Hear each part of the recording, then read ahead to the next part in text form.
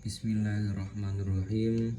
Assalamualaikum warahmatullahi wabarakatuh. Alhamdulillah wassalatu wassalamu ala rasulillah wa ala alihi wa sahbihi wa mawala. La hawla wa la quwata illa billahil aliyyil azim, amma ba'du. Yang saya hormati Bapak Aris Supratno selaku Rektor Universitas Hasyim Asy'ari. Yang saya hormati Bapak Dr. Desminto selaku Dekan FAI. Yang saya hormati Bapak Dr. Khairul Umam selaku Kaprodi BAI. Yang saya hormati Bunda Iva Inayatul Ilahiyah selaku DPA BAI kelas 3E. Yang saya hormati Bapak Dr. Hanifuddin selaku dosen pengampu filsafat pendidikan Islam. Di sini saya Muhammad Ilham Zanuar akan menjelaskan tentang hakikat, ganjaran, dan hukuman dalam filsafat pendidikan Islam pada poin ke-7 yang ada di RPS. Di sini penjelasan pengertian daripada ganjaran dan hukuman. Pengertian ganjaran yakni memberikan hadiah bagi peserta didik yang melaksanakan berbagai perintah dan meninggalkan larangan. Jadi di sini pengertian daripada ganjaran itu di sini saya bagi menjadi dua. Yang sering kita pahami pengertian daripada ganjaran kan pada memberikan pujian, hadiah, berupa materi atau penghargaan, penghormatan atau lainnya ya. Nah itu masuk pada ganjaran dalam penguatan ini. Penguatan yakni pengertian daripada ganjaran sebagai penguatan diberikan untuk mendorong anak didik agar mengulang perbuatan positif seperti pujian atau pemberian hadiah bentuk materi atau penghargaan. Nah itu daripada pengertian ganjaran sebagai penguatan yang sering kita pahami lah. Kemudian ganjaran juga memiliki pengertian yaitu melemahkan. Apa itu melemahkan? Yakni melemahkan, mengurangi sikap atau perilaku negatif anak didik. Nah misalkan apa alternatif? Nah misalkan itu ketika anak didik dalam kelas ramai, gak kondusif, tegang.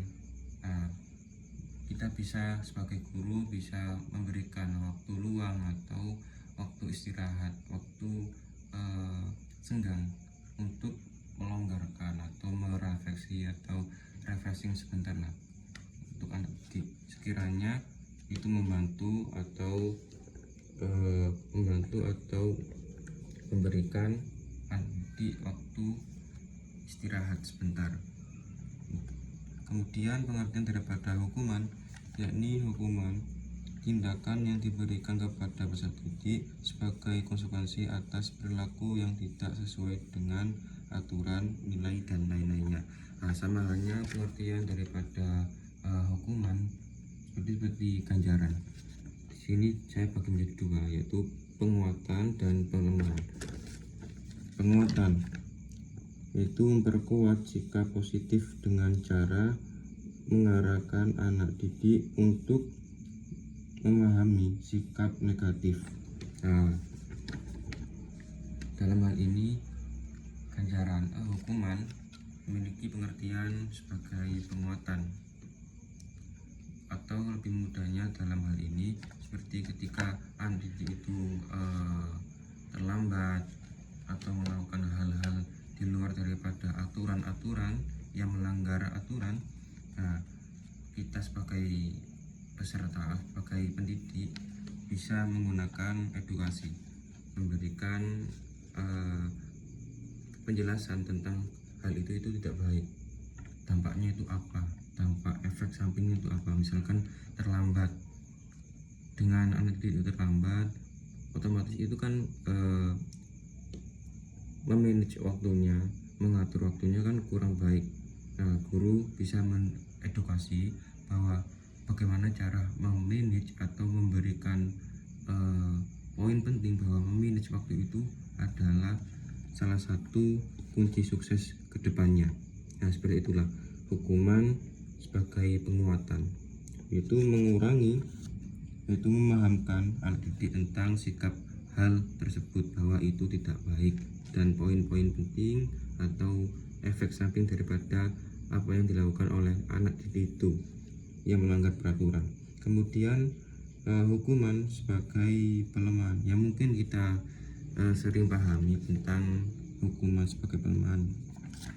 Ini untuk melemahkan, mengurangi perilaku negatif, ya sering kita pahami. Nah, tadi kan ganjaran kita pahami sebagai penguatan yang sering kita pahami, ya, memberikan pujian, hadiah, kemudian apalagi ya, penghargaan, penghormatan, yang lainnya, yang sering kita pahami. Kemudian ini juga hukuman yang sering kita pahami, yaitu sebagai pelemahan, sebagai efek jerah, bagaimana itu dan enggak melakukan perilaku yang melanggar aturan, melanggar norma atau nilai lainnya. Nah, itu sebagai misalkan di tambahan tugas, misalkan anak didik itu enggak mengerjakan PR atau tidak sampai memenuhi tugas, kita dapat memberikan sebagai efek, memberikan satu hal yang memberikan anak didik itu sebagai efek jerah, memberikan tambahan tugas, atau misalkan anak didik itu membuang sampah, kemudian pendidik kita sebagai guru mengetahui akan hal tersebut, maka kita dapat memberikan tambahan tugas, misalkan membersihkan lingkungan kelas, lingkungan sekolah, memungut sampah-sampah yang ada di sekolah. Nah, seperti itu pengertian daripada ganjaran dan hukuman sebagai pelemahan, penguatan, dan juga pelemahan, penguatan.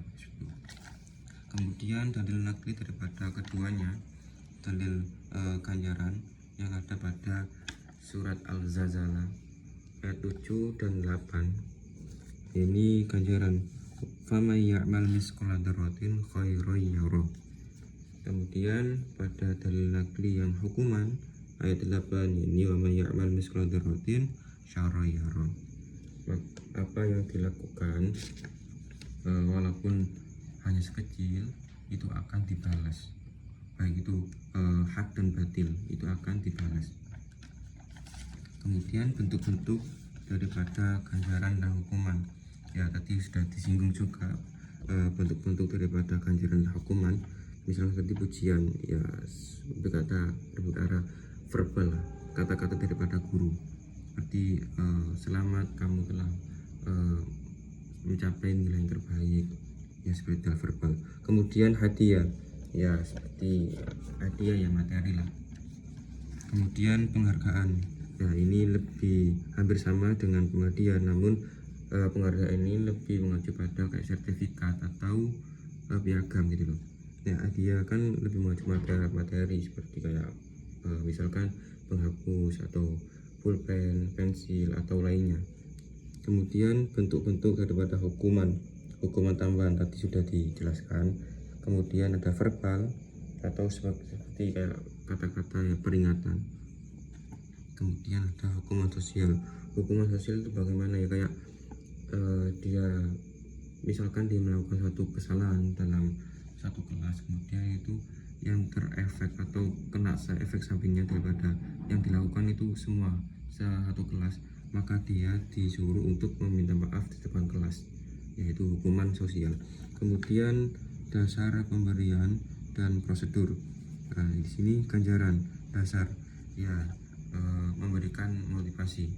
Dan tujuan daripada pemberian ganjaran itu memberikan motivasi pada anak didik untuk selalu mengulangi perilaku yang baik. Kemudian memperkuat, nah, memperkuat daripada apa yang dilakukan, ya sama-sama dengan motivasi, memperkuat apa yang dilakukan positif. Jika dia melakukan sesuatu hal yang baik, maka kita dapat memperkuat hal tersebut dengan misalkan dengan verbal, pujian atau lainnya. Kemudian memperlemah, ya seperti tadi yang kita jelaskan awal, memperlemah juga memberikan waktu senggang atau istirahat pada didik, misalkan dalam kelas itu gaduh atau terlalu tegang. Kemudian prosedur atau langkah-langkah, yaitu identifikasi daripada ganjaran. Jadi nggak semata-mata langsung diberikan, tapi juga tahu latar belakang daripada kita memberikan hal tersebut. Kemudian menentukan apa yang cocok daripada kita berikan itu. Apakah hanya sekedar pujian atau perlu ada materi atau ada suatu penghargaan gitu kan, sertifikat. Tahu. Kemudian langsung. Jadi ketika misalkan anak itu dapat menjawab pertanyaan guru dalam kelas, misalkan guru memberikan pertanyaan kemudian anak itu dapat menjawab dengan cepat, kemudian guru dapat melakukan hal tersebut secara langsung memberikan pujian secara verbal atau memberikan hadiah. Kemudian hukuman sama dasar, yaitu menjaga dasar, yaitu menjaga daripada nilai-nilai atau aturan yang ada dalam suatu lembaga atau tempat. Jadi dan aturan tersebut berlaku gitu loh, tetap nggak diremehkan oleh setiap anak atau lainnya.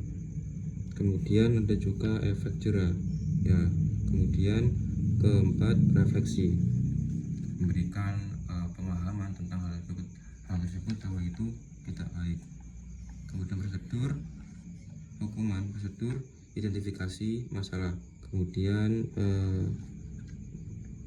menentukan daripada hukuman yang cocok diberikan oleh anak tersebut. Kemudian penjelasan jadi atau edukasi daripada hukuman yang diterima. Jadi nggak sekedar diberikan, namun juga memberikan edukasi bahwa hal tersebut itu tidak baik ya. Sekian dari saya, mohon maaf jika penjelasan kurang jelas. Dari saya Muhammad Ilham Zanuar, ihdinas siratal mustaqim. Wassalamualaikum warahmatullahi wabarakatuh.